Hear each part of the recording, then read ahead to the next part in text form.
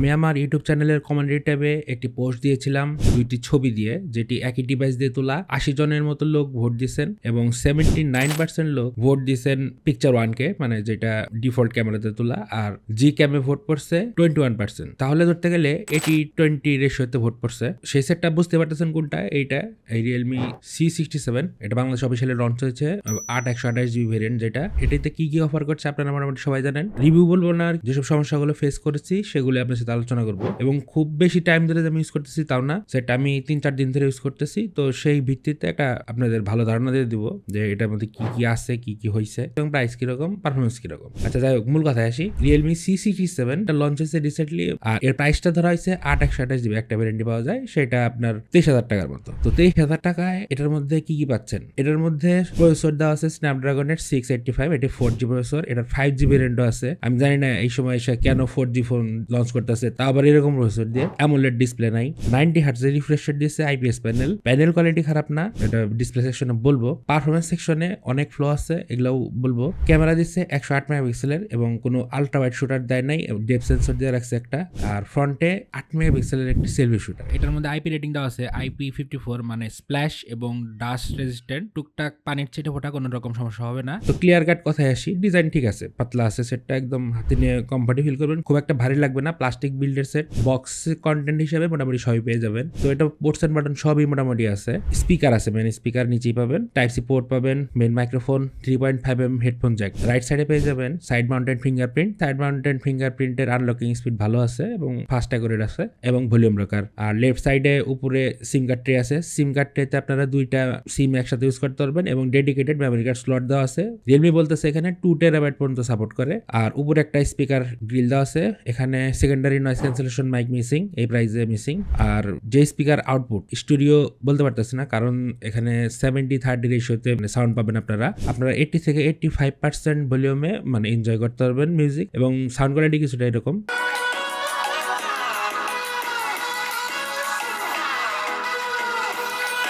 আর display সেকশনে 6.72 ইঞ্চির একটি IPS LCD প্যানেল ইউজ করা হয়েছে এবং এটি 90 Hz রিফ্রেশ রেট সাপোর্ট করে। এটার মধ্যে ওয়াইড ওয়ান L1 আছে। আপনারা, আমি নেটফ্লিক্স ট্রাই করি নাই, আমি ইউটিউবে সর্বোচ্চ 1080p 60 fps এ ভিডিও স্ট্রিম করতে পারছি এবং রেজুলেশন হচ্ছে 1080x2400 পিক্সেল। আচ্ছা, তো এটার পিক ব্রাইটনেস 950 নিটসের মতো। আউটডোর ভিজিবিলিটি এভারেজ, আপনারা ডাইরেক্ট সানলাইটে ইস্যু পাবেন, কিন্তু নর্মালি যে আউটডোর ভিজিবিলিটি ভালো ইউজ করার মতো। আর 90 Hz যে ব্যাপারটা, সেটা মানে সব জায়গায় আপনি ইউজ করতে পারবেন না এবং সব জায়গায় থাকেও না। ইউএফএ টেস্ট করতে গিয়ে আমি এটা পাইছি, এটা অটোতে থাকে, মানে অটো 60, এই দুইটা মোডই দেওয়া আছে। তো এই প্রাইস অন্তত অ্যামোলেড ডিসপ্লে দিতে পারতো, তো IPS LCD দিচ্ছে, এখন কি কারণে দিচ্ছে বুঝতে পারছি না। আর ডিসপ্লে কালার কয়েকটা প্রোফাইল দেওয়া আছে, নিউট্রাল, ভিভিড, ওয়ার্ম, কুল, এই টোনগুলো সেট করতে পারবেন, কাস্টমাইজ করার অপশন আছে ডিসপ্লে কালারের ক্ষেত্রে, কিন্তু লাভ নাই, ওই কালার ওই ফেডই লাগে। প্যানেল যতই ভালো যেই বলুক, ওই অ্যামোলেডের সাথে তার IPS এর তুলনা চলে না। তবে হ্যাঁ, একটা আমি সাবাই বলতে পারি রিয়েলমির ক্ষেত্রে, সেটা হচ্ছে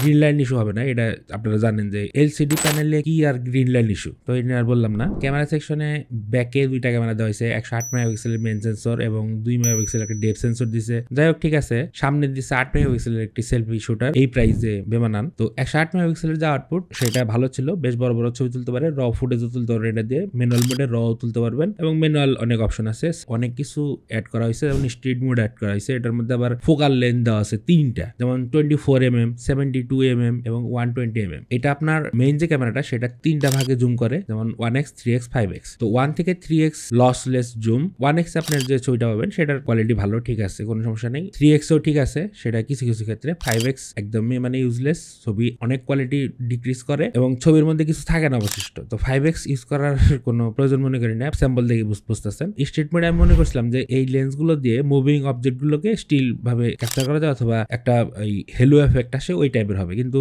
দুইটার একটা হয়নি। তো মেন ক্যামেরার আউটপুট ভালো ছিল, 1x, 3x ভালো একটা আউটপুট দেয়। পোর্ট্রেটের ক্ষেত্রেও খারাপ বলবো না, পোর্ট্রেট ঠিক আছে, কিন্তু 1x এর যে পোর্ট্রেটটা, সেটার এজ ডিটেকশন অনেক সময় ভালো, অনেক সময় খারাপ, খুব একটা প্রেডিক্টেবল না, এবং সাবজেক্ট থেকে ব্যাকগ্রাউন্ড সেপারেশন ভালো না। 3x এর যে পোর্ট্রেটটা, সেটার আউটপুট ভালো ছিল। আপনারা 3x এ ভালো ভালো পোর্ট্রেট পাবেন, ভালো লাইটিং এ। আর ব্যাকে ডেডিকেটেড নাইট মোড দেওয়া আছে, নাইট মোডের আউটপুট চলার মতো, কাজ চলার মতো, আহামরি তেমন কিছু না। আর এমনি অনেক রকম অপশন দেওয়া আছে, যেমন 2 সাইড ব্লার করে দেয় ওই টাইপের ছবি অপশন পাবেন। ফিল্টার আছে অনেকগুলো, ফেস স্মুথ ফিল্টার, এগুলো আমি কোনো ইউজ করে নাই, নর্মালি ছবিগুলো তোলা হয়েছে। তো মেন ক্যামেরার আউটপুটের ক্ষেত্রে এটাই বলবো যে অনেক সময় আপনার দেখে মনে হবে খুব ভালো কালারফুল ছবি দিতেছে, আবার অনেক সময় মনে হবে যে আপনার ফ্যাকাশে ছবি দিচ্ছে, ছবিতে কোনো কালার নাই, একদম নিউট্রাল হয়ে যাচ্ছে। এটা আসলে ক্যামেরা অ্যালগরিদম এবং আইএসপির উপর নির্ভর করে। তো রিয়েলমির একটা অভ্যাস আছে যে কালারগুলো একটু বেশি পপ করায়, যেমন বিশেষ করে রেড গ্রিন এইসব কালারগুলো একটু পপ করে বেশি। তো আপনারা ছবিগুলো দেখবেন যে এই যে ফুলের ছবিগুলো দেখতে পাচ্ছেন, রেড কালার এবং গ্রিন কালার এগুলো কিন্তু বেশি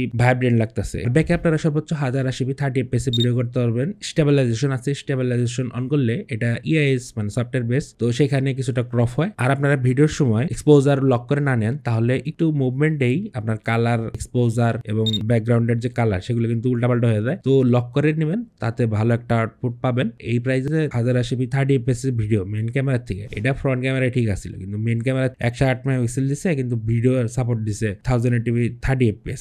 ফ্রন্ট ক্যামেরা আসি, ফ্রন্ট ক্যামেরায় আপনারা 88 মেগাপিক্সেলের সেলফি শুটার পাবেন, যার কোয়ালিটি এভারেজও না, এভারেজের নিচে, বিলো এভারেজ, মানে 8 মেগাপিক্সেল। আপনার ডিটেলস একদমই কম, খুব একটা যে কালার অথবা ডিটেলস প্রোভাইড করে সেরকম না। ডাইনামিক রেঞ্জ হরেবল, অনেক সময় ফোকাসিং এর সমস্যা করে, ফোকাসটা স্লো। ফ্রন্টে পোর্ট্রেট মোড আছে, পোর্ট্রেট মোডে আপনারা মোটামুটি আউটপুট একটা পাবেন। শার্পনেস, ডিটেলস নাই বললেই চলে। পোর্ট্রেটে আপনার এজ ডিটেকশন খুব একটা ভালো না, ফেস্টোন এজ ডিটেকশন অ্যাকুরেট না, ব্যাকগ্রাউন্ড জ্বালিয়ে ফেলে এই প্রবণতা আছে। আর নাইট মোড আছে ফ্রন্টেও, ফ্রন্ট নাইট মোড মোটামুটি ছিল, কাজ চালানোর মতো। আর ফ্রন্টের যে ভিডিওটা সেটাও ওই একই 1080p 30fps সর্বোচ্চ ভিডিও করতে পারে। ভিডিও কোয়ালিটি স্টেবিলাইজেশন আছে, অন করলে ক্রপ করে, এমনি এরিয়া কম, তার মধ্যে আবার ক্রপ করলে আরো মানে চেপে আসে। ফ্রন্টের ভিডিও কোয়ালিটি আছে, হ্যাঁ চালাইতে পারবেন, তবে এটা প্রচুর শেক করে, মানে মুভমেন্ট করলে ভালো রকম শেক করে, স্টেবিলাইজেশন অন করলে আবার ক্রপ করে ফেলে। কোন দিকে যাবেন, কোন দিকে যাওয়ার পথ নাই, সব দিকে আটকে দিচ্ছে। আর GCam এর যে আউটপুটটা ফ্রন্টে কাজ করে না। GCam পোর্ট এখন নতুন, মানে এটার নতুন লঞ্চ হচ্ছে যেহেতু ওইরকম ভাবে পোর্ট পাওয়া যায় নাই। আমি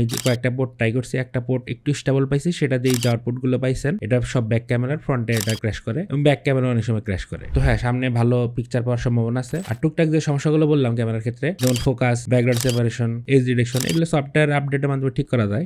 রিয়েলমি যদি চাই অবশ্যই এটা করতে পারে। পারফরম্যান্স সেকশনে এটার মধ্যে 685 ইউজ করা হয়েছে, এটা একটা 4G প্রসেসর। এটাতে আমি আন্তর্জাতিক স্কোর চেক করছি, আন্তর্জাতিক স্কোরে একসময় 3 লাখ দেখাইতেছে, একসময় 3 লাখের নিচে চলে আসতেছে। তো এটা ডিপেন্ড করে, স্টেবল থাকে না, একসময় এক রেজাল্ট দেয়। আর হিট হয়, হিট ভালো রকমের হয়, 37 থেকে 40-এর মধ্যে থাকে হিট। Geekbench 6 এর স্কোর দেখতে পাচ্ছেন, Geekbench এর স্কোর ঠিক আছে, ওইটা আমি করলাম না। তারপরে CPU থ্রটলিং টেস্ট করছিলাম, প্রথম দিকে স্টেবল থাকলো, মাঝখানে একটু স্ট্রাগল করে, তারপর আবার ঠিক হয়ে যায়। তো এর স্কোর মোটামুটি 83%। তো এটা খুব একটা থ্রটল করে না, কিন্তু হিট করে। এটা আবার সেই 40-এ চলে যায়, 40 ডিগ্রির মতো আপনার হিট করবে। তারপরে গেমিং কিছু টেস্ট করছি।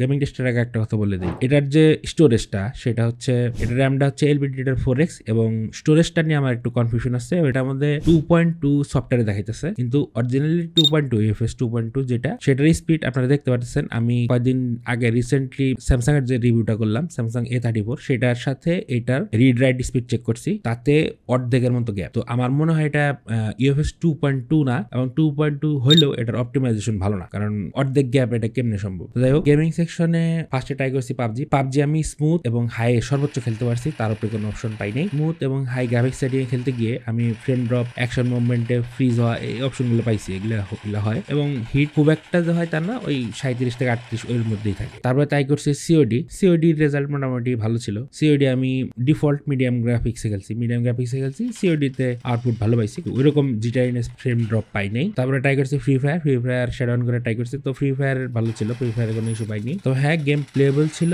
তবে ওইরকম মজা পাবেন না। আর নেটওয়ার্কের ক্ষেত্রে যেটা বলবো, এটার মধ্যে 2টা সিম একসাথে ইউজ করতে পারবেন, নেটওয়ার্ক কোনো ইস্যু নেই, নেটওয়ার্ক ভালো ছিল। আপনারা কল কোয়ালিটি বলেন, ডাটা ইউজ বলেন এবং ওয়াইফাই বলেন, আমি কোনোটাতেই কোনো ইস্যু পাইনি। এটার মধ্যে আপনারা ওয়াইফাইতে 5 GHz এর সাপোর্টটা পেয়ে যাবেন, ডুয়েল ব্যান্ড ওয়াইফাই সাপোর্ট করে। এটার মধ্যে ব্লুটুথ 5 দেওয়া আছে। কানেক্টিভিটি সেকশনে কোনো সমস্যা নাই। ব্যাটারি সেকশন একটু বলি, 5000 mAh ব্যাটারি দেওয়া আছে, এবং তাকে চার্জ করার জন্য 33 ওয়াটের একটি চার্জার দেওয়া আছে, যা 0 to 100% ফুল চার্জ হইতে 1 ঘন্টার একটু বেশি সময় লাগে, মানে 1 ঘন্টা 5 থেকে 10 মিনিট। তো চার্জিং স্পিড ঠিক আছে, খারাপ না, এবং ব্যাটারি ব্যাকআপও ভালো ছিল। আমি মানে রাত্রে চার্জ দিয়ে যদি ইউজ করি, মানে পুরো দিন যায়, রাত্রে গিয়ে আমি দেখি 20% চার্জ থাকে। তো আপনারা মোটামুটি যেভাবে ইউজ করেন, একদিন তো অবশ্যই পাবেন। একটু মডারেট ইউজে দ্যাট দিন অনায়াসে যাবে, এটা আমি গ্যারান্টি দিয়ে বললাম। ব্যাটারি ব্যাকআপ ভালো এটার। তো ইন সামারি যদি বলতে চাই, 30,000 টাকা প্রাইস পয়েন্টে এটার মধ্যে স্পেশাল ডিজাইন, নেটওয়ার্ক, ব্যাটারি আর মেন ক্যামেরাটা প্লাস পয়েন্ট, আর প্রাইসটা মানে সবচেয়ে বেশি করছে। তো হ্যাঁ, এই ছিল মোটামুটি এটার ভালো মন্দ। তো সাজেশন থাকবে, অন্য অপশন দেখেন, এটা